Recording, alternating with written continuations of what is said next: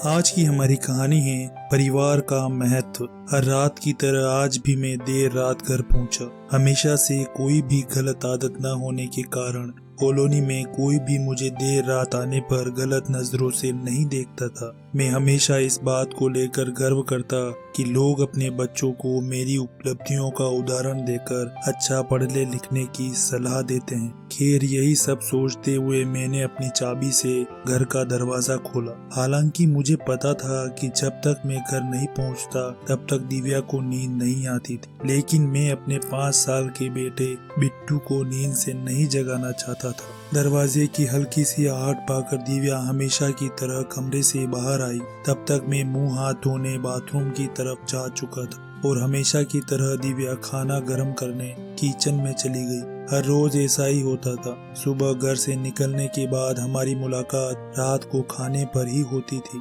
दिव्या को इस तरह की जीवन शैली से कोई परेशानी नहीं थी। एक हाई क्लास सोसाइटी में अपनी साख बनाने के लिए हर किसी को इस हद तक की मेहनत करनी ही पड़ती थी। बिट्टू सो गया था। खाना खाते हुए मैंने दिव्या से पूछा, हाँ, काफी देर से आपका इंतजार कर रहा था, लेकिन फिर इंतजार करते करते ही सो गया। दिव्या ने शिकायत भरे लहजे में कहा, लेकिन हर बार की तरह मैंने मुस्कुराते हुए टाल दिया। रात को देर से सोने के कारण हर रोज मैं सुबह देर से ही उठता था, लेकिन जब तक मैं उठता तब तक बिट्टू स्कूल चला जाता था। बिट्टू की हमेशा शिकायत रहती थी कि मैं उसे कभी बाहर घुमाने नहीं ले जाता, और शायद इसी बात को लेकर वो मुझसे नाराज भी। हमेशा की तरह मैंने उठकर दिव्या को आवाज लगाई और बाथरूम में घुस गया। थोड़ी देर में ही दिव्या नहाने के लिए गर्म पानी ले आई। तुम नहीं होती तो मेरा क्या होता? हमेशा की तरह मैंने पानी की बाल्टी लेते हुए अपना घिसा पीटा डायलॉग मारा और हमेशा की तरह ही दिव्या मुस्कुराते हुए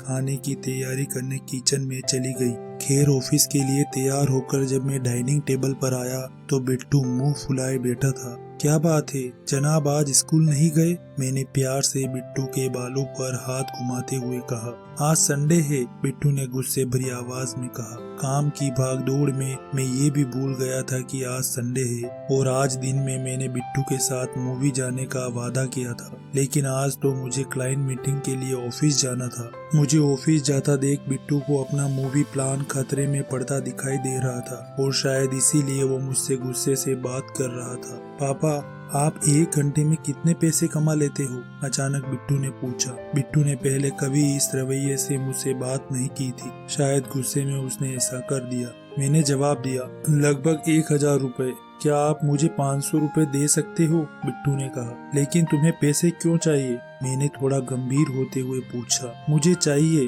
बिट्टू ने बनावटी मुंह बनाते हुए कहा। खैर, मैंने बिट्टू को 500 रुपए दे दिए। बिट्टू उठा और अंदर से अपनी गुल्लक ले आया। बिट्टू ने अपनी गुल्लक से 500 रुपए निकाल कर 1000 रुपए मेरे हाथ में रखते हुए कहा, क्या आप कल मुझे आपका 1 घंटा दे सकते हैं? मुझे आपके साथ बैठकर खाना खाना है। बहुत बिगाड़ रखा है तुम्हारी मम्मी ने तुम्हें। बिट्टू की इस हरकत पर मैंने गुस्से से बिट्टू को एक थप्पड़ लगाते हुए कहा, लेकिन आज जाते हुए मेरा मन बस यही सोच रहा था कि इस भागदौड़ भरी जिंदगी में क्या सब कुछ खरीदा जा सकता है। हालांकि मैं भी तो बिट्टू को यही सिखा रहा था। इस कहानी से ये शिक्षा मिलती है कि परिवार के लिए पैसा कमाने की चाह में हम परिवार को समय देना ही भूल जाते हैं। जिंदगी में सबके बीच में तालमेल बिठाकर चलना ही समझदारी है। आपको ये वीडियो कैसी लगी? वीडियो पसंद आई हो तो वीडियो को लाइक करें और चैनल को जरूर सब्सक्राइब करें।